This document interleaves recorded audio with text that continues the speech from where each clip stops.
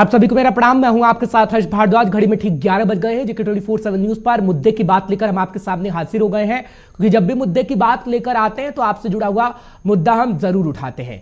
बात करेंगे जीत की जाति की कि आपकी जाति पूछकर आखिर कौन सा राजनेता जीत हासिल करना चाहता है। बात बिहार की भी होगी, क्योंकि बिहार की सियासत जाति के समीकरण में हमेशा से उलझी रही है, क्योंकि बिहार के अंदर शिक्षा और स्वास्थ्य की बातें हवाई साबित होती हैं, लेकिन हमेशा जब भी वोट डाला जाता है तो जाति देखकर ही डाला जाता है। और बिहार में यह होता आया है, वर्तमान में भी यही हो रहा है।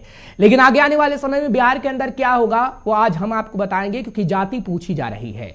अब आप ब्राह्मण हैं या फिर मुस्लिम हैं या फिर कोई और जाति के हैं तो आप अपनी जाति को मत बताइए, आप कोड बताइए कि आपका 1 नंबर है, 2 नंबर है, 129 नंबर है या फिर 138 नंबर है। और ये कोड क्यों रखे गए हैं वो आज हम आपको बताने जा रहे हैं, और क्यों आखिर जातिगत जनगणना की बात देश के अंदर होती है और बिहार के अंदर इस वक्त हो रही है। वो समीकरण हम आपको आज समझाएंगे कि आखिर कैसे जीत की जाति तय हो रही है बिहार के अंदर, और नीतीश बाबू का आखिर गेम प्लान क्या है जीत के लिए। 2025 के अंदर बिहार में विधानसभा चुनाव होने हैं, लेकिन देश के अंदर भी जातिगत जनगणना की बात होती आई है। लेकिन एक सच जो कि कड़वा है वो भी आपको बता देते हैं कि 1931 और 1951 के बाद जब भी जातिगत जनगणना हुई है तो उसका सच्चा और कच्चा चिट्ठा आपके सामने अब तक नहीं रखा गया है, चाहे फिर वो कांग्रेस का समय हो या फिर किसी और सरकार का समय।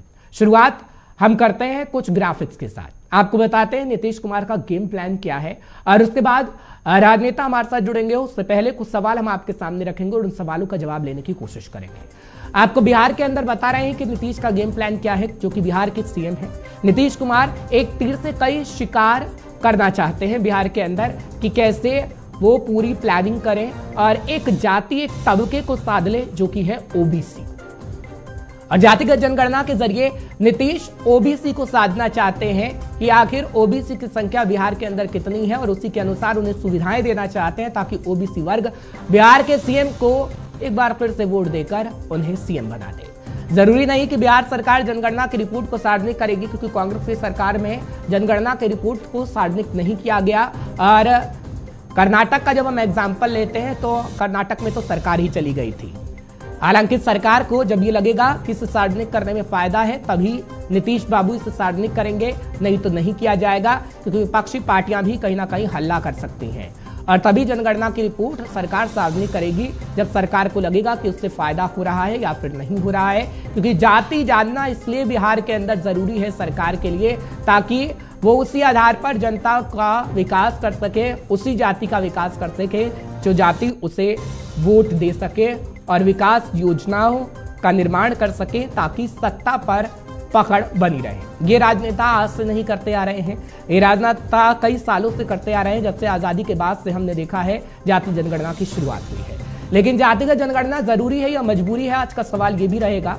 आज का सवाल हम पूछेंगे राजनेताओं से कि मजबूरी है या फिर जरूरी। सवाल ये भी कि जाति कोड से आखिर किससे फायदा होने जा रहा है। सवाल मुद्दे की बात में ये भी पूछेंगे कि बिहार में बार बार जाति की बात आखिर क्यों होती है, और मुद्दे की बात में सवाल ये भी होगा कि जातिगत जनगणना की रिपोर्ट आखिर कब तक सार्वजनिक करेगी सरकार। क्या बिहार में कर्नाटक वाला हाल होगा, क्योंकि कर्नाटक के अंदर जातिगत जनगणना हुई थी तो सरकार चली गई थी, और जातिगत जनगणना की बात जब बिहार के अंदर हो रही है तो क्यों हो रही है ये भी हम आपको जरूर बताएंगे। कि जातिगत जनगणना का दूसरा चरण बिहार के अंदर 15 अप्रैल से शुरू हो रहा है। 7 जनवरी से पहले चरण की शुरुआत हुई थी जो कि पूरा हो चुका है, लेकिन जब दूसरे चरण की शुरुआत हो रही है तो बिहार के अंदर काफी हो हल्ला देखने को मिल रहा है। और दूसरे चरण में कोड भी तय कर दिए गए हैं कि आप मल्ला हैं या कोई और जाति के हैं, ब्राह्मण हैं, मुस्लिम हैं या फिर कोई और जाति के, तो आप अपना कोड बताइए कि आप 1 नंबर में हैं, 2 नंबर में हैं, 128 नंबर में हैं या फिर 135 नंबर पर हैं। फिलहाल अलग अलग कोड बांट दिए गए हैं ताकि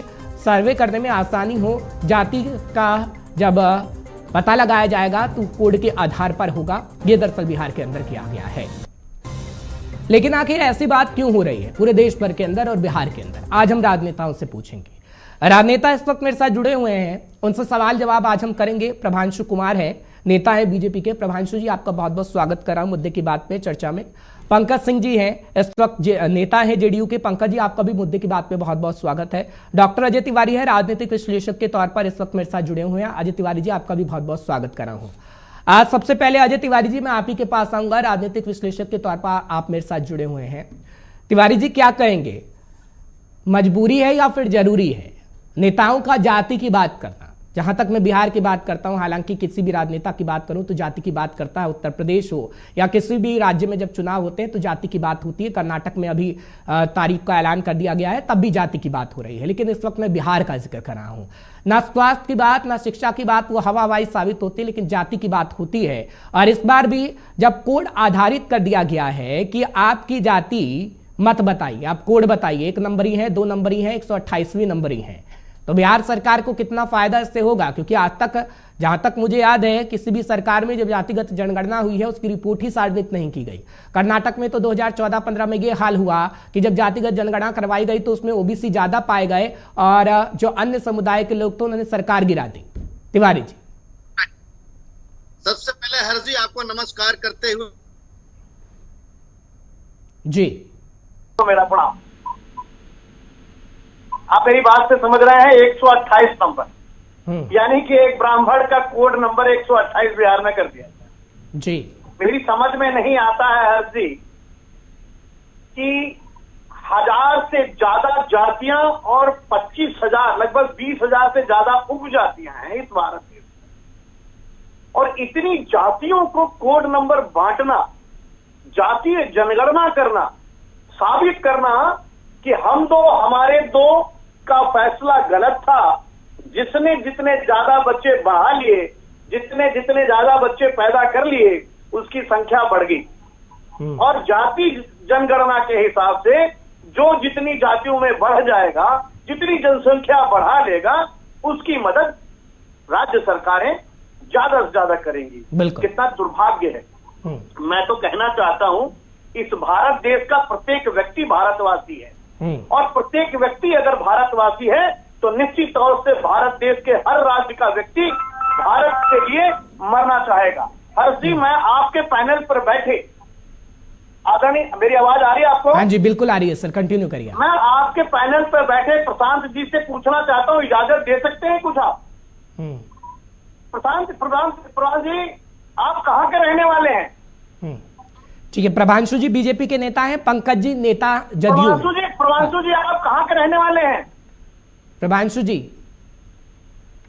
की आवाज दीजिएगा, आवाज किसी की बंद करिए प्लीज। प्रभांशु जी कहाँ के रहने वाले हैं आप? मधुबनी से बिलोंग करते हैं। मधुबनी से? क्या बात है, अद्भुत अद्भुत, मधुबनी से बिलोंग करते हैं। देखिए हर्ष जी, मैं भारत देश को यही समझाना चाहता हूँ कि कितनी आसानी से इन्होंने कहा मैं मधुबनी का रहने वाला हूँ, यानी कि ये मधुबनी के वासी हैं, और जो बिहार से अन्य राज्य में जाता है वह प्रवासी है, और जो भारत देश का व्यक्ति विदेश में जाता है वह व्यक्ति अप्रवासी है। इसका मतलब ये हुआ, यदि भारत देश के प्रत्येक व्यक्ति को 3 लोगों में बांटा जाए, वासी, प्रवासी, अप्रवासी, तो कितना अच्छा होगा। ये 25-25 हजार जातियों में बांटना ठीक नहीं है। बिहार का व्यक्ति भारत देश के किसी भी राज्य में जाता है तो माइग्रेशन और डोमेसाइल का चलन है, और इस हिसाब से वह व्यक्ति वहां का प्रवासी है। जो विदेश में जाता है वह व्यक्ति का दूतावास में इमिग्रेशन बनता है, इसलिए वो अप्रवासी है। और ये मधुबनी के रहने वाले हैं, ये मधुबनी के वासी हैं, तो सिर्फ 3 गणना करिए ना। क्यों 25,000 जातियों, उपजातियों की गणना करके इस भारत देश में विघटन पैदा कर रहे हैं? बिल्कुल सही कह रहे हैं आप, और लाइव डिबेट के जो आपने एग्जाम्पल दिया है वो भी सही दिया है। भाषा के नाम पर लड़ाई, इस देश को बांटने का काम कर रहे हैं ये राजनेता लोग, और जबकि इनका हद बड़ा बुरा होगा क्योंकि ये तस्वीरें बयां करती हैं तिवारी जी। इतिहास के पन्नों को जब मैं पलटता हूं तो तस्वीरें बयां करते हैं कि हर्ष में क्या हुआ है। मैंने एग्जांपल आपको कर्नाटक का भी दिया था। एक एक सवाल सबसे लेता हूं, फिर चर्चा को आगे बढ़ाता हूं। पंकज जी, मैं आपके पास आ रहा हूं, जेडीयू के नेता हैं आप, जातियों को टारगेट कर रहे हैं ताकि विकास योजनाओं का निर्माण किया जाए और सत्ता पर अपनी पकड़ को मजबूत कर दिया जाए। जातिगत जनगणना से क्या होगा सर? आपके ही गठबंधन में कांग्रेस है इस वक्त। कांग्रेस ने जहां जहां जातिगत जनगणना करवाई, आज तक सर्वे रिपोर्ट ही जारी नहीं की है। जातिगत जनगणना की ना कर्नाटक में सरकार रही तब की, ना 2011 के अंदर की। तो आप जातिगत जनगणना करेंगे, करने के बाद सार्वजनिक करेंगे रिपोर्ट या नहीं करेंगे? ये तो सर्वसम्मत से पारित हुआ है ना। जातिगत जनगणना सारे बिहार के अंदर में सभी दलों ने मिलकर इस चीज को जो है पारित किया गया। तो सवाल ही कहां उठता है कि नहीं करेंगे। ये सभी दलों को मतों से दोनों सदन में, बिहार विधानसभा, विधान परिषद और सर्वदल मिलके फैसला लिया है कि जाति गणना। मैंने ये नहीं पूछा कि फैसला लिया है, मैंने ये पूछा है कि रिपोर्ट जारी करेंगे या नहीं करेंगे जब जनगणना पूरी हो जाए। बिल्कुल जारी करने के लिए ही न किया जा रहा है। नहीं, देश का इतिहास ये कहता है कि आज तक जारी नहीं किया गया है, इसलिए मैंने आपसे पूछा। 2011 का जिक्र किया, 2014-15 का मैंने जिक्र किया ना। अभी तो हो ही रहा है, अभी दूसरा चरण अभी चालू होगा। पहले 2025 से पहले होगा जारी या 2025 के बाद होगा, ये भी बता दीजिए। ये तो पूरे मंत्रिमंडल से लेके पूरे जितने भी माननीय लोगों हैं सबके साथ फिर से मीटिंग होगी। पहले तो हो रही है, हो जाने तो दीजिए। ये सवाल ही कहां उठता है कि नहीं होगा ये ओपन। चलिए ठीक, नहीं इतिहास के पन्नों को जब हम पलटते हैं तो सर ये सवाल पूछना जरूरी होता है ना। आप ही के साथ कांग्रेस है ना इस वक्त, पंकज जी, कांग्रेस आप ही के साथ है ना इस वक्त, सरकार में है या नहीं है, मुझे बता दीजिए। बिल्कुल है। हाँ, तो कांग्रेस की तरफ से जब जातिगत जनगणना करवाई गई ना, आज तक रिपोर्ट जारी नहीं हुई है सर। मैं इसलिए सवाल आपसे कर रहा हूँ कि आप करेंगे या नहीं करेंगे। यहाँ तो होने के लिए पीछे क्या हुआ वो तो सब लोग जान रहे हैं, लेकिन यहाँ पे हो रहा उसको भी जान रहे हैं। तो पहले जातिगत जनगणना। चलिए ठीक है, अब मुझे इस बात का जवाब दीजिए, जाति की बात कर रहे हैं तो उपजाति की बात क्यों नहीं कर रहे हैं? क्या उपजाति की बात क्यों नहीं कर रहे हैं? जाति की बात करें, उपजाति की बात कब करेंगे? उपजाति की बात तो ये तो सब लोगों ने मिलकर फैसला लिया है ना, जो आज हो रहा है। ऐसा तो है नहीं कि अभी जो है। अरे भैया, आपके पास कोई सवाल का जवाब है भी या नहीं है? सब लोगों ने मिलकर फैसला लिया है, कैबिनेट फैसला लेगी आगे क्या करना है क्या नहीं करना है। आपके पास सवाल का जवाब है या नहीं है? लाइव डिबेट में बैठे हैं आप। जाति में ही आती है तो उपजाति का मतलब क्या होता है? हाँ, आपको पता ही नहीं है उपजाति का मतलब क्या होता है। जाति तो उसी के अंतर्गत में ही आता है। ठीक है, तिवारी जी बता दीजिए उपजाति का मतलब क्या होता है, नहीं तो मैं इन्हें समझाऊं। फिर मैं प्रभांशु जी के पास जा रहा हूं। तिवारी जी, मैंने कोई गलत सवाल पूछा क्या? पंकज जी, बिहार में कितनी जातियां हैं इस बात का ज्ञान तो आपको होना ही चाहिए, और उपजातियां क्या हैं इस पर भी ज्ञान होना चाहिए। जैसे एक निषाद में मल्लाह प्लस और बिंद और ये सब बिंद ये सब उपजातियां हैं। जैसे ब्राह्मण में भी, राजपूत में भी उपजाति और मेन जाति का आप तो खुद देख रहे हैं, उपजातियां कि 13 में है कि 3 में है। तो आपको तो यह मालूम होना चाहिए कि बिहार में कितनी जातियां हैं और कितनी उपजातियां हैं। और दूसरी बात, आप क्यों नहीं विरोध कर रहे हैं इन जाति गणनाओं का? क्यों आप बार बार ब्लेम लगा रहे हैं कि सारे लोगों ने मिल करके किया है? अरे सारे लोगों ने मिल करके बंदरबाट करने का भाव रख रखा है क्या? अरे अब तक धर्म की लड़ाई हो रही है, अब आप लोग जातियों को लड़ाएंगे क्या? पंकज जी जवाब दीजिए, फिर मैं प्रभांशु जी के पास जा रहा हूँ जल्दी से। नहीं तिवारी जी, आप खुद सोचिए कि जितने भी माननीय लोग हैं तो ऐसे ही थोड़ी वहां पे गए हैं कि सभी के मतों से चुन के ही गए हैं वहां पे। तो फैसला लेने का अधिकार जनता ने ही ऑलरेडी दिया है ना।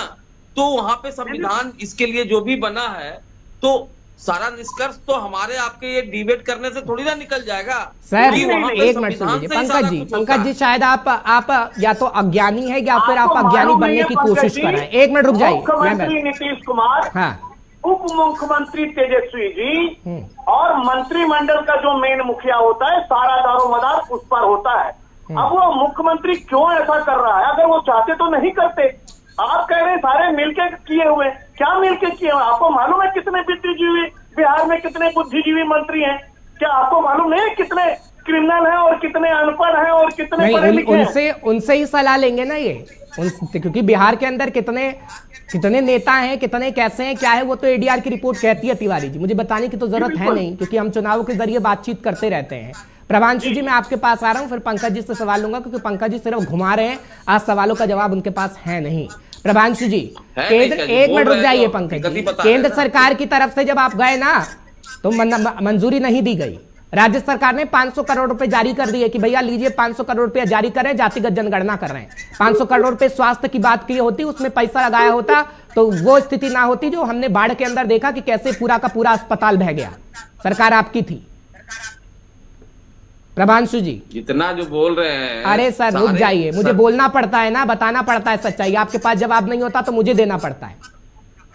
प्रभांशु जी, केंद्र के अंदर तो आपने मना कर दिया, लेकिन बिहार के अंदर आपने भी हाँ हामी कह दी। क्यों भाई? प्रभांशु जी।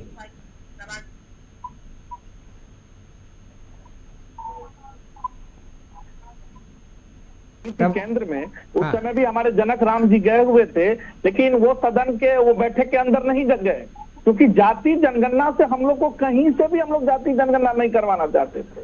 और सबसे बड़ी बात यह है, कितने असंवेदनशील मुख्यमंत्री हैं, जो भीमराव हमारे अंबेडकर जी कभी भी इस चीज को जातीय जनगणना पर तो कभी भी उनका भी ये नहीं रहा। हाँ, संविधान में आरक्षण जायज है, लेकिन जातीय जनगणना इस हिसाब से हो, अब मान लीजिए कोर्ट के से जाना जाए, जाति कोर्ट से जाना जाए, ये तो धीरे धीरे अब उसके बाद जिसकी जाति उसको 80% आरक्षण चला जाए, 70% आरक्षण चले जाए, ये कहाँ का है? संविधान में तो इस तरह से हमारे जो भीमराव अंबेडकर जी जो सपना देखे थे संविधान बनाते वक्त, इस तरह से तो नहीं सोच सकते जो इस तरह से कर देंगे। सुशील मोदी का बयान आपको याद है? सुशील मोदी ने कहा था जातिगत जनगणना हो रही है तो कोई हम साथ हैं बिहार के अंदर। जी हमें याद है हाँ। लेकिन उसके बावजूद भी हमारे केंद्रीय नेतृत्व ने इसको साफ नकारा। जो जातीय जनगणना में हम कहीं नहीं है, हमें जातीय जनगणना में कहीं नहीं है। जातीय जनगणना होती क्या है हमें ये नहीं समझ में आया। जातीय जनगणना होती क्या है? जनगणना करना, हमारे अजय भैया बहुत साफ शब्दों में ने बहुत सही कहा अजय भैया, जो 3 तरह की जनगणना होनी चाहिए, यही बेहतर है। जातीय जनगणना तो होनी अजय तिवारी जी, क्या टीवी डिबेट में बैठकर प्रभांशु जी वाहवाही बटोरने की कोशिश कर रहे हैं क्या? बिहार के अंदर सुशील मोदी एक तरफ कहते हैं कि नहीं ठीक है जो हो रहा है ठीक है, और यहाँ पर टीवी डिबेट में बैठ कर कह रहे हैं कि जातीय जनगणना होती क्या है? मेरे हर्षी प्रभांशु जी ने कितने साफ शब्दों में ने कहा कि अभी जनगणना होगी तो 80% किसी और को आरक्षण दिया जाएगा, 70% किसी और को दिया जाएगा। मैं तो ये मान के चलता हूँ कि आरक्षण का ये लालीपाप विगत 70 वर्षों से कब तक चलेगा? और जो व्यक्ति गरीब है, आर्थिक आधार पर है, चाहे किसी जाति का हो, किसी धर्म का हो, आरक्षण उसे मिलना चाहिए। और आरक्षण उसके मिलने के साथ साथ पढ़ाई में भी, शिक्षा में भी आरक्षण बराबर का होना चाहिए। रही बात इन्होंने जो कहा कि आरक्षण पे, अभी आपको बताऊं प्रभांशु जी, आपके मोहन भागवत जी जो आरएसएस के हेड हुआ करते हैं, आपको याद होगा कि 2014 के चुनाव के समय उनके मुंह से एक शब्द निकल गया था कि आरक्षण खत्म कर देंगे। आपको पता है बिहार में कितना हंगामा हुआ था ना? आप तो प्रभांशु जी जान रहे हैं इस चीज को। तो आरक्षण को यदि खत्म करना है तो ये जातिगत जनगणना करने की जरूरत है ही नहीं। आप बिल्कुल ठीक कह रहे हैं। वासी, प्रवासी, अप्रवासी 3 गणना करिए। मानव रूपी प्राणी भारत देश का 3 रूप में विचरण करता है और उसके हिसाब से उसकी मदद करिए। कमाल है, मतलब जातियों को इतना बांट दीजिए कि अब हमारे गांव में जो पड़ोस का कुआं होगा वो भी कहेगा कि जिसकी जाति ज्यादा है पहले उसे पानी पीने दो। वो हो रहा है बिहार के कोई और अंदर। पिएगा। तिवारी जी वो बिहार के अंदर हो रहा है, जनगणना करने का वो तो बिहार के अंदर हो रहा है। हाँ। निश्चित तौर से अपने विवेक को खोने का काम करना चाहिए। यही तो नहीं होना चाहिए था। नहीं अजय तिवारी जी, एक मिनट, पंकज जी मैं आपके पास आऊं, लेकिन अजय तिवारी जी वो तो आपको याद ही होगा ना किस तरीके से 1990 में केंद्र में वीपी सरकार की जब दूसरे पिछड़ा आयोग की सिफारिश मान ली गई, उसके बाद जब उसे मंडल आयोग से जानना जाने लगा तो 52% आबादी ओबीसी की मान ली गई थी, जिसके बाद केंद्र बिंदु तो ओबीसी फैक्टर रहा। और बिहार के अंदर हमने देखा किस तरीके से ओबीसी फैक्टर काम करता है, लालू यादव का समय हो या फिर नीतीश बाबू का समय हो, और वही नीतीश बाबू चाह रहे हैं। आज भी हर्ष जी, आज भी झारखंड, उत्तर प्रदेश, बिहार और उड़ीसा, यह 4 राज्य जो है अब मंडल कमीशन के हिसाब से ही वोटिंग होती है। आज भी इस मंडल के दर्द को कोई भूल नहीं पाया है। What is the meaning of mandal? कमंडल में कितने लोग समा गए और मंडल में कितने लोग समा गए? आप लोग, इस देश के नेताओं ने प्रत्येक व्यक्ति को लड़ना सिखा दिया है। ठीक है पंकज जी, बिहार के अंदर भी आपने लोगों को लड़ना सिखाया। बिहार के अंदर एक तरफ आग जल रही है, दूसरी तरफ कई जातियों के टोले बन गए हैं, लेकिन बिहार की सियासत में कभी शिक्षा की बात नहीं होती, बिहार की सियासत में कभी स्वास्थ्य की बात नहीं होती। नीतीश बाबू जाते हैं लोगों के पास, लाल किले के पीछे फोटो लगाते हैं और इफ्तार पार्टी आप करते हैं। जो भी आप जो भी बात बोल रहे हैं उसमें आप इतना जान लो कि नीतीश बाबू सबके लिए कर रहे हैं, लेकिन जाति की जो बात कर रहे हैं, लोग धर्म की बात करते हैं, राष्ट्रीयता की बात करते हैं। अभी तो मैंने देखा बीजेपी पार्टी ने मोर्चा अध्यक्ष का जो अभी लिस्ट जारी किया, उसमें जाति सूचक पूरा का पूरा जात जो है ये डाल के लिस्ट में अभी आपके पास होगी, नहीं तो मैं उपलब्ध करा देता हूँ कि पूरा नहीं, मेरे पास है, मैं बीजेपी से सवाल ले लूँ। क्या कहोगे आप? पंकज अभी जी, बीजेपी का 2 दिन पहले मोर्चा देखिए अध्यक्ष का घोषणा किया है, लोग राष्ट्रीयता और धर्म की बात करते हैं, पूरा जाति सूचक लिस्ट है। नहीं, देखिए भारतीय जनता पार्टी समरसता को लेके चलती है। समरसता, सद्भावना, सहिष्णुता, ये सब लेकर चलती है। आप जो कह रहे हैं मोर्चा अध्यक्ष में कितने जाति के कितने लोग हैं, तो फिर ये बात जो कर रहे हैं आप खुद देख लो कि ये जाति गणना। ठीक है पंकज जी, वो सवाल मैं लूंगा। शिक्षा की बात कितनी बार की है नीतीश कुमार ने, मुझे बताएंगे? अभी हाल ही में पिछले 1 या 2 हफ्ते का डाटा बता दीजिए। बीजेपी पर निशाना साधने के अलावा, हिंदू मुसलमान की बात करने के अलावा शिक्षा स्वास्थ्य की बात नीतीश कुमार ने की है क्या? अगर कोई भी बयान हो दिखा दीजिए, मैं अभी चलाऊंगा सर। तारीख बताइए पंकज जी। 1 मिनट रुक जाइए प्रभात जी, सत्ता में इस वक्त महागठबंधन है, सवाल उससे पहले गणना को लेके डिबेट में बैठे थे, जाति गणना को लेके आप ये भी क्वेश्चन कर रहे हैं, तो वो भी मैं उपलब्ध करा देता हूँ आपको क्या है सदन के अंदर। तो जातिगत जनगणना की बात करते हैं ना, विधानसभा के अंदर आपके मंत्री कहते हैं मुसलमानों को मारने का काम बीजेपी कर रही है, विधानसभा के बाहर नीतीश बाबू कहते हैं कि मुसलमानों का अपमान करने का काम बीजेपी कर रही है। आप जाते हैं इफ्तार पार्टी के अंदर, पीछे लाल किला की तस्वीर लगाते हैं, बताते हैं कि दिल्ली का सफर तय करना है, जनता की बात कहां करते हैं? कार्यक्रम में क्या प्रोटोकॉल होता है आप भी पत्रकार महोदय बढ़िया से जानते हैं। जो ऑर्गेनाइजर है इमारते सरिया में, वहां पे आपको मालूम है कि लाल किला का पोस्टर लगाया था उन लोगों ने इमारते सरिया में। तो इमारते सरिया का भी जो है वो क्या किसने बनवाया? इमारते सरिया ने ही उसे बनवाया, ये भी आप बड़ी भली भांति जानते हैं। 2 करोड़ का लाल किला सरिया का नाम आप लेके उस वोट बैंक को भी साध लीजिए। 2 करोड़ रुपए का जो टेंट बना, वो उसकी बात तो आप लोग नहीं करते कि लाल किला का ऐसा थोड़ी है कि माननीय मुख्यमंत्री जी ने बनवाया था क्या उसको, पोस्टर को? इमारतें सरिया का कार्यक्रम था। ठीक है, चाहते तो थे ना नीतीश बाबू, चाहते तो थे ना कि पीछे पोस्टर लगे। नीतीश बाबू नहीं चाहते तो वो पोस्टर नहीं लगता। सर क्या बात कर रहे हैं आप?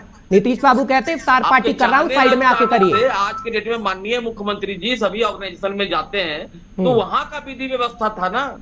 अब वो पोस्टर पीछे में लगा हुआ है, उसको लेके तो आपको तो मालूम ही है ना कि इमारतें सरिया ही ने तो लाल किला बनवाया ना, किसने बनवाया है? तो नीतीश बाबू मना नहीं कर सकते थे? प्रधानमंत्री जी का जब मुख्यमंत्री हुआ करते थे सर, आपने वो तस्वीर देखी है पंकज जी? बेतुका जवाब नहीं चाहिए सर। मैं कह रहा हूँ नीतीश बाबू कह सकते थे ना कि भैया इधर आके इफ्तार पार्टी कर लीजिए। मंच पर जाने की जरूरत ही क्या थी अगर आपको लाल किला ना मंजूर था तो? आप ही कह रहे हैं कि उनके मुताबिक थोड़ी लाल किला पीछे लगा था। अब ये तो कार्यक्रम हो गया, अब उसके ऊपर तर्क करने की यहाँ पे कोई बात का गुंजाइश ही नहीं। तर्क करना पड़ेगा सर, तर्क करना पड़ेगा। जब विधानसभा के अंदर जाकर आप हिंदू मुसलमान करेंगे, बाहर आकर भी हिंदू मुसलमान करेंगे, तो तर्क करना पड़ेगा। जवाब से आप भाग नहीं सकते। सर्वधर्म की बात होती है। सर्वधर्म की बात आपने कब की है मुझे इतना बताइए? बिहार के अंदर सर्वधर्म की बात कब हुई है? बिहार के अंदर सर्वधर्म की बात कब हुई है? जब आप ब्राह्मण का कोड 108, 1 मिनट पर सुन तो लीजिए, मल्लाह मुस्लिम सबको 1 से 10 कैटेगरी में रखे हुए ब्राह्मणों और राजपूतों का 128 से 130 पर कोड रख देते हैं, तो सवाल तो पूछा जाएगा ना सर, पूछा जाएगा ना? नहीं, पूछा जाएगा ना कि भैया अगर आपने कोड भी रखा है तो मल्लाह और मुस्लिम को 1 से 10 नंबर पर दे दिया कि भैया आपका कोड दे दिया, आप समझ लीजिए कि आगे आने वाले चुनाव में आप हमें वोट दीजिएगा और उसके बाद विकास इसी आधार पर हम करेंगे। 52% चाहते हैं ना आप वोट, इसलिए किया ना आपने कोड, नहीं तो रखते आप उपजाति को सबसे ऊपर रखते सर। सहूलियत के लिए ये पूरा का पूरा सर हम पत्रकार हैं, सब जानते हैं, हमें घुमाइए मत। उपजाति की बात आप कर नहीं रहे हैं, कोड की बात आप बता नहीं रहे हैं, उसके बाद कहते हैं हम सर्वधर्म की बात करते हैं। तिवारी जी, बिहार के नीतीश कुमार, एक मिनट रुक जाइए। तिवारी जी बता रहे हैं राजनीतिक विश्लेषज्ञ हैं, नहीं तो आप मेरे पे आरोप लगा देंगे कि हम किसी पार्टी के प्रवक्ता हैं। राजनीतिक विश्लेषज्ञ हैं तिवारी जी, आप सर्वधर्म की बात कब हुई है बिहार के अंदर? कोई तारीख याद है आज तक आपको? नहीं, मुझे तो नहीं लगता कि कभी बात हुई है, लेकिन मैं एक चीज जरूर कहना चाहता हूं पंकज सिंह जी आपको। 15 साल लालू जी ने राज्य किया, नीतीश कुमार ने लगभग 15 साल राज्य किया, चाहे वो किसी भी पार्टी। व्यक्ति की सोच होती है, लेकिन दोनों व्यक्तियों की आज तक ऐसी सोच नहीं हुई है कि बिहार में हम रोजगार कैसे लाएंगे, बिहार में हम इंडस्ट्री कैसे लगाएंगे, बिहार की शिक्षा व्यवस्था कैसे सही होगी, बिहार में अस्पताल कैसे बढ़ाएंगे।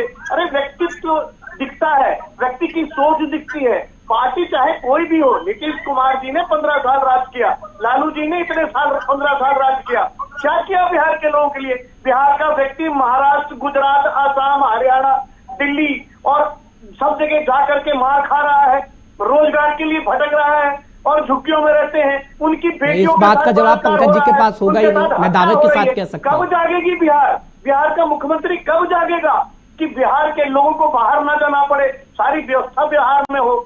आदरणीय पंकज जी, मैं किसी पार्टी का प्रवक्ता नहीं हूं, लेकिन मैं ये कहना चाहता हूं, देश सभी का है। आप माननीय भारतीय मुख्यमंत्री जनता जी पार्टी हमारे हो बिहार के या लोगों कोई को भी पार्टी पूरे हो, देश में जितने मेरा भी यह रहते हैं मानना सारे है का ख्याल कि राज्य रखते के हैं। अब कुछ मुखिया उद्धार को करने राज्य वाले के लोग, विकास उपद्रवी की लोग ओर या बढ़ने का कुछ काम गड़बड़ करना करने चाहिए। वाले लोग धर्म करते हैं धर्म तो की कोई गणना बख्शा कर नहीं लीजिए जाता। कि कितने मुसलमान रहते हैं, कितने हिंदू रहते हैं। अब ये अरे भाई, लिस्ट तो धर्म की आपके गणना पास कर होगा लीजिए, ना, जाति की कि गणना कहाँ कर क्या हुआ लीजिए। नहीं हुआ, और कुछ लेकिन दिन नेता तो बाद हमारे एक काम माननीय करिएगा मुख्यमंत्री जी पूरे कि देश भर में जातियों हमारे में बिहारियों कौन का बड़ा है। पूरा आपने तो पूरा 1 ख्याल से रखते लेकर के हैं। 10 तक कहीं जो का उठा के नंबर आप 1 देख लो दिया है, कि लॉकडाउन में भी माननीय मुख्यमंत्री जी ने जितना डिस्ट्रीब्यूट किया और अपने बिहार राजपूत और के भूमिहार खजाने और से उन लाना लोगों जो है के लिए सबसे वो पूरे नीचे है। राज्य का जो है एक कमाल है, प्रमाण जाति घोषित हुआ। जनगणना का आपने जो नंबर दिया है उससे आपकी सोच दिख रही है कि आप 52% उस वोट को पाने के लिए व्याकुल हैं, और ऐसे वोट नहीं मिलता है। आज की युवा बहुत जानकार हो गई है, आज की युवा जागरूक हो गई है, अब वह जाति धर्म की तरफ नहीं जाती है। आज का युवा पंकज जी, आपकी बहुत मंशा अच्छी साफ सोच दिखती है रख रहा सर, वही राजनीतिक विश्लेषज्ञ कह रहा है, जो आपने कोड निर्धारित किया नहीं, है कि मंशा है। साहब बिल्कुल ठीक बोल रहे हैं कि हाँ। आज के डेट में युवा हमारे बिल्कुल ये है, लेकिन सारे के सारा सिस्टम के ऊपर है ना कि कुछ अलग। मैं थोड़ी बताता हूं अपने बिहार मन से का कर सिस्टम रहे क्या हैं। है, रुक जाइए, मैं 5 मिनट के अंदर बिहार का सिस्टम आपके सामने रखता हूं, एक एक करके सवाल का जवाब दीजिएगा। बिहार के अंदर जब बाढ़ आई ना सर, मंगल पांडे थे उस वक्त शिक्षा मंत्रिमंडल, मंगल पांडे की तरफ से पता है क्या कहा गया, ये तो होता रहता है। जब सवाल हमारे संवाददाता अंदर गए, पानी भरा हुआ था अस्पताल के अंदर, वो कहते हैं बिहार के अंदर हर साल बाढ़ आती है, ये होता रहता है, आपकी जिम्मेदारी कोई नहीं थी। शिक्षा की मैं बात करता हूं, सोनू का नाम याद है आपको, उसका इंटरव्यू भी हमने लिया था, पूरे हालात बयां कर रहा था शिक्षा की व्यवस्था क्या है। मैं नहीं कह रहा हूं, वायरल वीडियो हुआ, सोनू ने बताया कि किस तरीके से बिहार की शिक्षा व्यवस्था है, ये शिक्षा है बिहार की, ये स्वास्थ्य है बिहार का। इस पर आपके पास जवाब नहीं है, लेकिन इस पर आपके पास जवाब होगा कि जातीय जनगणना कितनी जरूरी है। जितनी भी बात कर रहे हैं उस पे सुधार है कि नहीं, लोग बताते हैं उस पे काम हो रहा कि नहीं, ये पत्रकार महोदय ये भी तो बताइए। नीतीश बाबू कितने बार मुख्यमंत्री रहे, ठीक है आप कहते हैं काम हो रहा है, कितने बार मुख्यमंत्री रहे नीतीश कुमार? ना नंबर ने अधिकार दिया ना मुख्यमंत्री की, ऐसे ही थोड़ी ना रह गए। कितने बार मुख्यमंत्री रहे? 8 बार 9 बार मुख्यमंत्री अगर बनते हैं और एक अस्पताल की हालत ठीक नहीं होती है तो जिम्मेदार आप हैं सर, नीतीश कुमार जिम्मेदार है, वो बीजेपी भी जिम्मेदार है जो सरकार में आपके साथ रही। बात करते हैं आप, सब कुछ है, अगर आप जागरूक नहीं है, उस चीज को इतला नहीं करते हैं, सिस्टम वहां पे अपडेट अगर तभी होता है जब सारा अपडेट चल रहा है, जहां कोई गुंजाइश ही नहीं कि माननीय मुख्यमंत्री जी के संज्ञान में आने के बाद, जो पूरे डिपार्टमेंट के बाद अगर माननीय मुख्यमंत्री जी के संज्ञान में जो चीज आता है उस पर त्वरित कार्रवाई देन एंड देयर होती है। दिक्कत तो यही है ना, मीडिया का कैमरा जाता है तब त्वरित कार्रवाई होती है, जब मीडिया उस बाढ़ के पानी को दिखाता है अस्पताल के अंदर तब कार्रवाई होती है, जब सोनू इंटरव्यू दे देता है 10 चैनल को तब कार्रवाई होती है। दिक्कत यह है, मुझे थोड़ी जा रहा है, दिक्कत यह है सर, आप भी तो बताओगे पंकज जी को मालूम नहीं है हो रहे हैं तो गड़बड़। पंकज जी आप आज इधर उधर की बातें कर रहे हैं, ना तो आपके पास सवाल के जवाब है या तो आप देना नहीं चाहते हैं, या नीतीश बाबू की तरफ से मना किया गया है कि किसी चैनल पर बैठकर हमारी बुराई मत करें। हकीकत को तो आप बताओगे नहीं, हकीकत ही बयां कर रहा हूं सर, मीडिया के अंदर हकीकत ही बयां कर रहा हूं, हमारे कागजों को कितना लोग हकीकत ही बयां कर रहा हूं पंकज जी, हकीकत। मैंने तो नाम लेके बता दिया आपको, ऐसा है या नहीं है तिवारी जी? फिर प्रभांशु जी के पास जाऊंगा, मैंने गलत कहा क्या तिवारी जी? आप बिल्कुल सही कह रहे हैं, मतलब राज्य का कोई ऐसा डिपार्टमेंट नहीं है जिसमें कोई ऐसी एजेंसी ना हो या इंजीनियर हो या वहां का जांच करता हो, वो परमानेंट अस्पताल भी जाता है, नगर निगम भी जाता है और हर जगह जाता है। इसके लिए उस सरकारी कर्मचारी अपने मुख्यमंत्री को रिपोर्ट नहीं कर रहा, अपने अधिकारी को रिपोर्ट नहीं कर रहा, ये तो शर्म की बात है। शर्म की बात है कि बताएगी कि अस्पताल टूट रहा है। हाँ। मुख्यमंत्री आवास से मात्र 40 किलोमीटर दूरी पर जो अस्पताल पटना में 20 किलोमीटर पटना में बना है, आज वो धाराशायी हो रहा है। चाहे पार्टियों की बात नहीं है, चाहे वो बीजेपी की हो, चाहे वो जदयू की हो, चाहे किसी की हो, पार्टी की बात नहीं है, बात है समाज के हित की, विकास की। क्यों नहीं अस्पतालों को देखा जा रहा है? आप कह रहे जनता कंप्लेन करेगी तब होगा। अरे कमाल हो गया, जनता क्यों करेगी? वहां का इंजीनियर क्या कर रहा है, साइड इंजीनियर क्या कर रहा है, और जांच अधिकारी क्या कर रहा है? उसको अपने अधिकारी को रिपोर्ट करके मुख्यमंत्री तक खबर पहुंचानी चाहिए कि अस्पताल में दवा नहीं है। उसको बताना चाहिए कि जितने भी बिहार के स्कूल, सरकारी स्कूल है, वो गिर रहे हैं, वो सही ढंग से चल नहीं रहे। आज भी बिहार का एक बच्चा अपने घर से बोरा लेके जाता है तब जाके बैठता है। क्या व्यवस्था बन गई बिहार? यही सवाल जब हम करते हैं, जवाब ऐसे मिलते हैं तिवारी जी, तो शर्म आती है कि जनता शिकायत करेगी और मीडिया का कैमरा पहुंचेगा तब कार्रवाई होगी। तो शर्म आती है, विडंबना लगती है कि देश की आजादी को इतने साल हो गए हैं लेकिन सरकार लोगों के साथ सिर्फ धोखा करती है। उस चीज को भी तो बताओगे ना। प्रभांशु जी, गड़बड़ करने वालों, प्रभांशु जी आपसे सवाल है, 1 मिनट रुक जाइए सर। प्रभांशु जी, आप भी सरकार में रहे हैं सर, सवाल तो आपसे भी पूछना बनता है। बिहार की बात में सिर्फ आप भी जाति जाति जाति जाति करते रहे, लेकिन अस्पताल की हालत क्या थी और उस वक्त पुल किस तरीके से धाराशायी हो गया, बच्चे किस तरीके से बोरा लेके स्कूल पहुंचे, वो तो तस्वीर आपने भी देखी होगी। निश्चित रूप से देखी है। सबसे बड़ी बात है यहाँ नीतीश जी जब से मुख्यमंत्री जो अधिकारी हैं, इनका मनोबल उच्च स्तर पे बढ़ा हुआ है। आप एक थोड़ा सा ब्लॉक चले जाइए, अभी ये अधिकारी या पदाधिकारियों की ऐसी मनमाना है जो एक मृत्यु प्रमाण पत्र अगर बनाना हो आपको, उसमें भी जो पदाधिकारी का सैलरी 1 लाख 1.25 लाख है, जो रिक्शा चला रहा है बेचारा सवेरे से लेकर शाम तक 500 रुपया कमाता है, उससे भी 200 रुपया घूस लिया जाता है। तो अधिकारी या पदाधिकारी के तो नीतीश जी की सरकार में ऐसी है। और आपने कहा है जब हम सरकार में थे तो सबसे ज्यादा आयुष्मान कार्ड अगर कहीं बना है तो बिहार सरकार में बना है। आप अगर सर्वे खोल के देखना चाहते हैं तो देख सकते हैं, सबसे ज्यादा आयुष्मान कार्ड उस गरीब, उससे जाके पूछिए जिसको बहुत गंभीर बीमारी हो जाती थी और 5 लाख के आयुष्मान कार्ड से उनको जो मिला है वो उस गरीबों का आंसू पोंछने का काम आया है। कौन सा सरकार, किस स्थिति में जदयू का एक भी ऐसा हुआ है जो मतलब बिहार में ऐसा किसी भी स्कीम चालू हुआ हो जिसमें गरीबों का फायदा हुआ हो? ये केंद्र का सरकार, यानी आप ये कह रहे हैं कि सारी योजना तो केंद्र की दी हुई थी, केंद्र की बीजेपी सरकार थी, इस वजह से बिहार का भला हो रहा था, और अब नहीं है तो राज्य सरकार भला नहीं करी। क्या बात कर रहे हैं सर आप? राज्य में भी आपकी सरकार रही गठबंधन के साथ। अभी भी जो बजट है तिवारी जी जल्दी से, मैं पंकज जी के पास जा रहा हूं। केंद्र सरकार ने दिया हुआ तो बिहार चल रही है। आपको शायद याद नहीं है, भारतीय जनता पार्टी की सरकार में जब नीतीश कुमार जी मुख्यमंत्री थे, भारतीय जनता पार्टी की सरकार थी, उस समय एक एक व्यक्ति से ड्राइवरी के लाइसेंस के लिए 5-5 हजार रुपए वसूला गया है। एक नौजवान लड़का पहले 10,000 खर्च करके गाड़ी सीखे, फिर आपने उससे 5-5 हजार रुपए लाइसेंस बनाने के लिए और सरकारी फीस की लाइसेंस की हमने क्यों भूल जाते हैं? हमने ऑनलाइन लाइसेंस नीतीश कुमार ने, मैं बता रहा हूँ, पार्टी नहीं, हमने आदमी की सोच बदलनी होगी, देखा मुख्यमंत्री की सोच बदलनी होगी।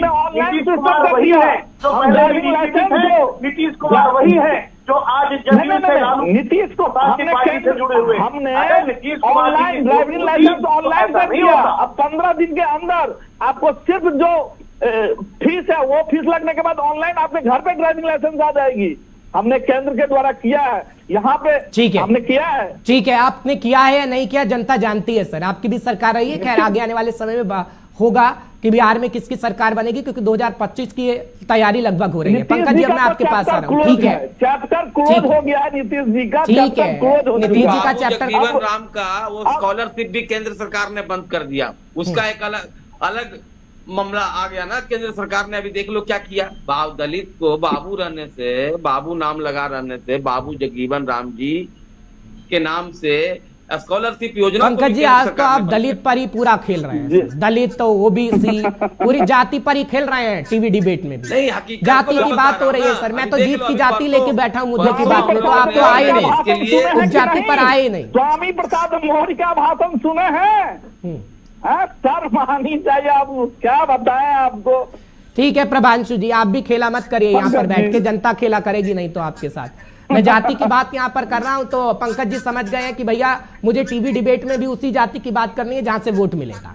इसलिए दलितों की बात पंकज नहीं, जी ये आप तो भी करें। सभी के सर्वसम्मति से पारित हुआ है पत्रकार महोदय। हम्म। तभी ये सिस्टम में सूचक नंबर 22 सूचक दिया गया सहूलियत के लिए। अब इसको हम किस अंदाज में जो बयां कर जो रहे हैं एक और नंबर बैठ के के जाने डिबेट जाएंगे करें, वो अब आप 128 बता नंबर सकते पे हो जाने हमें। जाएंगे, यही सूचकांक है ठीक है, आपके एक पास। मिनट प्रभांशु जी, जनता को यही समझाना है। सूचकांक है पंकज जी आपके पास। इस बात का जवाब जो एक दीजिएगा, नंबर ठीक है। के आप ही कह रहे हैं कि 128 नंबर पे सर्वसम्मति जाने से जाएंगे। पारित हुआ। एक मिनट प्रभांशु जी, आप ही कह रहे हैं सर्वसम्मति से पारित किया, लेकिन एजेंडा क्या है आपका वो तो बताइए सर। एजेंडा तो 52% ओबीसी को साधना ही है ना। सर्वधर्म सभी जात, कहीं किसी को जो है कोई पिछड़ा न रह जाए, अंतिम पंक्ति तक बैठे हुए लोगों के लिए सर ये पूरा- आपने बड़ी जातियों को पीछे ढकेल के कोड उसका 132 कर दिया। आप कह रहे हैं कि कोई पिछड़ा ना रह जाए। पिछड़ों को तो आप आगे करके उनको ये नंबर उनका है वोट पत्रकार लेना चाहते हैं। महोदय, ये सहूलियत सूचक है, ये सूचक है सहूलियत के लिए। तब उसकी बात की क्या विडंबना है भाई। सर मुझे अब हंसी आ हमारा रही है आज की जो डिबेट जात में का जब एक आप नंबर बताते से हैं कि ये लेके जितने सहूलियत भी है, उसमें और ये तो कोई सहूलियत के हेरा हिसाब फेरी से है। आज आपने वो किया। तो सहूलियत के लिए सूचक है। सूचक सहूलियत के लिए है तो बिहार के अंदर जो जाति की बात होती है, टोला होता है ना बिहार के अंदर, मैं पिछले दिन भी डिबेट में कह रहा था, अलग अगर टोला बिहार के अंदर होता है ना, वो टोला किस हिसाब से होता है आपको पता है या नहीं पता है सर? बिहार के अंदर मैं भी गया बिल्कुल हूं। पता है, हम भी ग्रामीण क्षेत्र से आते हैं। हाँ। आज देखो, आज की डेट में सारे लोगों जो है अपना वो भी रखते हैं हिसाब किताब, वहां के लोगों को जो है नामकरण करते हैं ना कि ये बिंद टोला है, तो ये बिघा है, तो ये टोला बुनिया टोला फलना टोला, ये तो नामकरण क्यों करते हैं? सहूलियत के ब्राह्मण लिए। का कोई टोला होता और है उसकी आबादी बिहार को के अंदर? देखते एक हुए, मिनट रुकिए, एक समूह को एक देखते मिनट रुकिए हुए, ना। ब्राह्मण वो का तो कोई वहां पे टोला कोई- होता है बिहार के अंदर? क्यों नहीं होता? बिल्कुल कहाँ है, कहाँ पर है? हमारे बरबीघा तरफ तो है कि भाई हाँ ये पंडित जी टोला है, ब्राह्मण का टोला क्या नहीं होता है? बिल्कुल पूरा होता है। तो उसमें सबसे पहले जाते हैं या बाद में जाते हैं आप वोट मांगने? जिसको जहां पे जरूरत होती है वहां न जाते हैं, पहले अब बात की क्या बात होती है? ठीक है, हाँ, जिसकी मैंने जो सिर्फ एक जरूरत तस्वीर होती देखी है। थी। एक मिनट सर, मैंने एक तस्वीर देखी थी कि कहाँ कहाँ बिहार के मुख्यमंत्री जाते हैं, कौन से टोले के अंदर जाते हैं, और ब्राह्मण टोले में सबसे बाद में वो जाते हैं। इसलिए मैंने ये सवाल पूछा आपसे कि आप ही बता दीजिए आप तो कि हर कौन से बात टोले को में आप लेके कहाँ बिना जा रहे हैं। माननीय मुख्यमंत्री जी, आज देख लो, आज पूरे देश के केंद्र बिंदु हमारे नेता माननीय मुख्यमंत्री जी। ठीक है, बस हमें तो ऐसा आप महसूस- देश के नेता इसलिए कह रहे हैं ताकि 2024 में उन्हें लाया जा सके दिल्ली के अंदर। आप जनता को बताना चाहते हैं सर, लेकिन वो फैक्टर नहीं बन रहा है। और हमारे नेता ने तो कभी नहीं कहा कि हम प्रधानमंत्री के दावेदार अभी नहीं आप हैं। टीवी डिबेट में आप ये बैठकर बताओ कह रहे हैं कि कब देश हमारे के नेता ने बोला है? हैं, पत्रकार महोदय, बिहार आप के बता नेता दो। बोलिए ना, आप देश के नेता का आधिकारिक इस्तेमाल घोषणा क्यों कब कर हुई रहे है कि हैं? हम प्रधानमंत्री के रेस में हैं? सर सुन तो लीजिए, देश के नेता का शब्द इस्तेमाल आपने क्यों किया? यही वजह है ना भाई। इसलिए किया कि आज हमारे बिहार के अंदर में हमारे नेता को हमेशा केंद्र बिंदु ही बना के पूरी राजनीति इर्द गिर्द जाइए हमारे जो है सर, नेता बिहार के मंत्री अंदर पोस्टर लगाइए, नीतीश जो कुमार पोस्टर के ऊपर आपने ये लगाए हैं ना, की। देश का नेता, वही आप बात यहाँ टीवी डिबेट में कह रहे हैं। पत्रकार से कुछ छिपा नहीं होता है।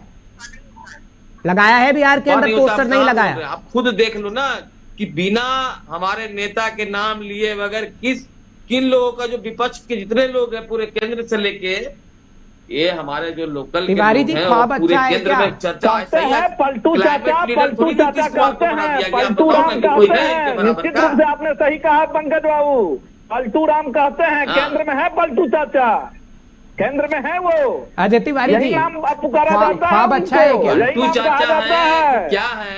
यही नाम वो तो कहा आपको जाता 24 में है। तिवारी जी, चल ख्वाब जाएगा। अच्छा है क्या? यही चिंता मत कहा कीजिए। जाता है। नीतीश कुमार जी का बिहार में 24 में नीतीश पता कुमार चल जी के जाएगा। लिए बहुत अच्छा है, वो तो क्योंकि अब ये नीतीश पता कुमार चल जी गया ना, अब 2024 ये के पता चुनाव चल में गया है। देखें या स्नातक में आप जितनी देखें, भी जातियां अब ये एक पता से चल 10 गया तक है। रखी गई है, वहाँ माइक में भाषण देके जनता कह सकते जवाब हैं देगी बढ़िया कि तरीका कमाल से। कर दिया हमने। क्या अरे कर रहे जनता हैं, ने क्या दिया करते जवाब हैं? दिया के बाद जाति गणना आपने में क्या हुआ? आज जो है जनता ना, ने जवाब सही दिया है। चलिए ठीक है, जाति की बात करिए, जीत तय हो पाएगी आपकी, नहीं हो पाएगी, ये तो वक्त ही बता पाएगा। समय मेरे पास इतना ही था। तिवारी जी आपका बहुत बहुत शुक्रिया, आपका भी प्रभांशु जी बहुत बहुत शुक्रिया, पंकज जी आपका भी बहुत बहुत शुक्रिया, आपने समय निकाला और हमारे साथ जुड़े हैं। फिलहाल जाति की बात सिर्फ जीत के लिए होती है, और कोई भी राज्य आप उठा के देख लीजिए, इतिहास गवाह है कि जब भी वोटिंग होती है उससे पहले जाति की बात जरूर होती है। लेकिन आपको इस सिस्टम को बदलना होगा, और आप ये सोचिए कि अगर कोई भी जाति के नाम पर आपसे वोट मांगने आए तो कहिए कि आप अस्पताल बनाएंगे तभी वोट देंगे, आप शिक्षा बढ़िया करेंगे तभी वोट देंगे। गलती आपकी भी है, आप भी गलती को सुधारिए, तभी ये जीत कहीं ना कहीं राजनेताओं की हो पाएगी जब वो विकास की बात करेगा, जाति की बात नहीं करेगा। सीधे आपको जयपुर लिए चलेंगे। अब मोहन भागवत क्या कुछ कह रहे हैं, इस वक्त आपको सुनवा देते हैं। ये कि हम पीछे रहे तो क्या हुआ, हम भी कर सकते हैं और पीछे रहेंगे नहीं, आगे आएंगे, वो भी कमाएंगे, वो भी साधन संपन्न होंगे और सोचेंगे कि इसका उपयोग जैसे पीरामल जी ने बताया था कि किसी की सेवा करने के लिए हमको मिला है, हमको भी जो मिला समाज का हाथ, वो इस समाज की सेवा करने के लिए मिला है।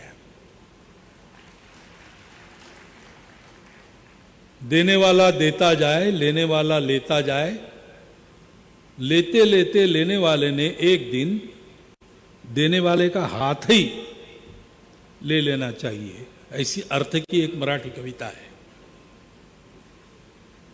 हमारी ये सेवा, अपनी ये सेवा, हम सबकी ये सेवा ऐसी होनी चाहिए कि जिनकी हम सेवा करते हैं वो आज उनको मजबूरी में लेने वाला बनना पड़ रहा है, लेकिन कल वो देने वाले बनेंगे और बनते हैं। क्योंकि सौभाग्य से जिस भक्ति आंदोलन का उल्लेख महाराज जी ने किया, उस भक्ति आंदोलन के कारण भारत का समाज ये वास्तविक मनुष्यों का समाज है। उनके अंदर ये करुणा है, केवल संवेदना नहीं है। और इसलिए जब संघ के स्वयंसेवक सेवा करने लगे तो उनको ये भी ध्यान में आ गया कि अपने देश में कोई अकेले हम नहीं हैं, बहुत लोग बहुत प्रकार से सेवा कर रहे हैं। हम ये जानते हैं कि दूर दूर से लोग आए, हजारों मील दूर से आए, उन्होंने हमारी सेवा की। हम ये नहीं जानते कि उनके आने के पहले से हम बहुत सारी सेवा कर रहे थे, कर रहे हैं और करते रहेंगे, क्योंकि सेवा का जो कारक है करुणा, वो करुणा हमारे धर्म के 4 में से एक पैर है। हमारा समाज धार्मिक है, उसके मन में ये करुणा है और इसलिए करते रहता है। परंतु थोड़ा ये जो सहज सेवा है उसको सदिश करना, संपूर्ण विश्व में इस करुणा के आधार पर अगर चलना है, आज जो स्वार्थ के आधार पर चलता है, आज जो स्पर्धा के नाते चलता है, उसके बजाय हम एक कुटुंब है, इसलिए अपनेपन के आधार पर, संबंध के आधार पर, करुणा के आधार पर चले। ऐसा करना है तो उसका उदाहरण तो भारत को ही रखना पड़ेगा और उसके लिए भारत को बड़ा होना पड़ेगा। भारत को बड़ा होना है तो भारत के प्रत्येक व्यक्ति को वो स्वयं बड़ा हो सके इस स्थिति में लाना पड़ेगा। इस दिशा में इन सारे सेवा कार्यों को सदिश बनाना, समन्वित बनाना। इतने सारे लोग सेवा करते थे, कर रहे हैं, आगे भी करेंगे, लेकिन वो दिखते नहीं है। क्यों नहीं दिखते? नहीं दिखना एक अच्छी बात है, अहंकार काम नहीं करता। सेवा जितनी गुप्त रहे उतना अच्छा है, लेकिन जिस स्थिति में आज हम हैं उस स्थिति में ये सेवा दिखती नहीं है। केवल पेपर में नहीं दिखती ऐसा नहीं है, उसके कुछ परिणाम नहीं दिखते। क्यों नहीं दिखते? इसलिए नहीं दिखते कि वो सदिश और परस्पर पूरक नहीं है। वो अगर ऐसे बनेंगे तो ये सेवा अल्पावधि में एक सर्वांग सुंदर, जिसके सब लोग समर्थ, स्वावलंबन के योग्य है, परंतु फिर भी अपनत्व को मानकर एक दूसरे पर निर्भर रहकर अपने समाज को आगे बढ़ाते हैं, ऐसे लोगों का यह समाज बनेगा। ऐसे लोगों का समाज जब बनेगा तो दुनिया के सामने एक अनुकरणीय उदाहरण प्रस्तुत होगा। स्वम स्वम चरित्रम शिक्षेरम पृथिव्याम सर्वमानवः, यह हमारे पूर्वजों का आदेश, उस समय उसका पालन होगा। ऐसी सेवा खड़ी होनी है और इसलिए पहले तो सेवा करने वाले सारे कार्यकर्ता मिले। जिले में बैठकें होती है, विभाग में बैठक होती है, प्रांत का सेवा। तो मोहन भागवत की तरफ से क्या कुछ कहा जा रहा है इस वक्त हम आपको सुनवा रहे हैं। दरअसल कार्यकर्ता किस तरीके से सेवा करता है ये बात कहते हुए वो नजर आ रहे हैं, लेकिन सीधे आपको चंडीगढ़ भी लिए चलेंगे। भगवंत मान इस वक्त पंजाब भवन में क्या कुछ कह रहे हैं, आपको सीधा सुनवा देते हैं। सब तो पहला तो अज कुछ मीडिया छपया भी है ਸਾਡਾ ਐਕਸਾਈਜ਼ ਦੇ ਵਿੱਚ ਜੋ ਸਾਡੀ ਪਾਲਿਸੀ ਬਣਾਈ ਸੀ ਅਸੀਂ ਉਹ ਥੋੜੀ ਜਿਹੀ ਲੇਟ ਬਣਾਈ ਸੀ ਕਿਉਂਕਿ ਸਰਕਾਰ 16 ਮਾਰਚ ਨੂੰ ਬਣੀ ਤਾਂ ਇਮੀਡੀਏਟਲੀ ਪਾਲਿਸੀ ਨਹੀਂ ਬਣਾ ਸਕਦੇ ਸੀ, ਉਹਨੂੰ ਅਸੀਂ 3 ਮਹੀਨੇ ਲਈ ਅੱਗੇ ਕਰ ਲਿਆ ਸੀ। ਸੋ ਸਾਡਾ ਜਿਹੜਾ ਓਵਰਆਲ ਰੈਵਨਿਊ ਹੈ ਉਹ 8841 ਕਰੋੜ ਰੁਪਏ ਹੈ। 8841 ਕਰੋੜ ऑल टाइम हाई है। ते यह जिहड़ा पिछली बार नालों 2587 करोड़ रुपया ज़्यादा है जी, 2587 करोड़, यानी कि 41.41% वाधा होया। 2011-12 2755, 12-13 3324, 13-14 3759 ਤੇ ਸਾਡਾ ਟਾਰਗੇਟ 23-24 ਦਾ 9754, यानी कि लगभग 10,000 करोड़ का साਡਾ टारगेट। इस तो पहला भी ये टारगेट अचीव किया जा सकता सी, पर जिस तरह पहला कहा जो इन्होंने माफी बना लिया तो माफी दे विचों अपने ही लै गए सारा कुछ, तो फिर वो पैसा जिहड़ा वो इन्हां दे घरां च गया जां इन्हां दे चहेत्यां दे घरां च गया। सो साडा 2587 करोड़ रुपए का पिछली बार नालों वाधा रिकॉर्ड है एक्साइज का। हुण जिहड़ी सब तो वड्डी साडी अचीवमेंट कह लो, जिहड़ी जे मैं कहां कि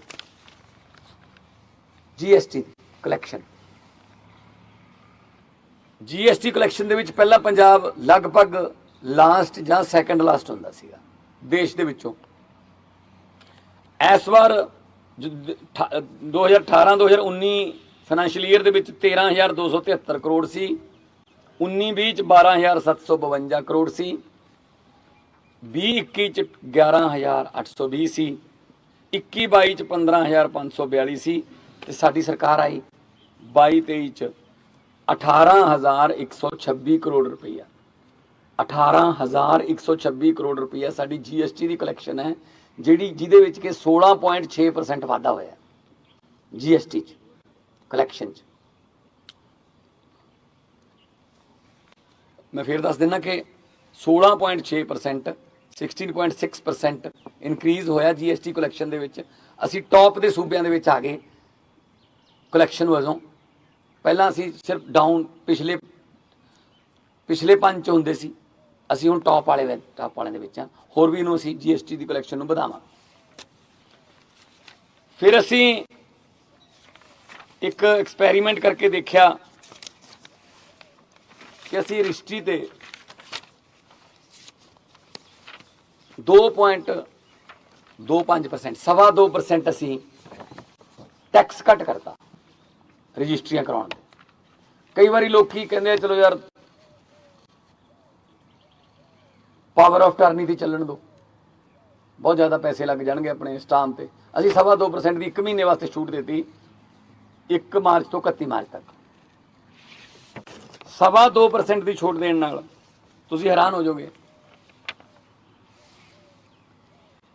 कि सानू रेवन्यू दे विच कल्ले मार्च दे विच 78% इनक्रीज मिले जी, 78%।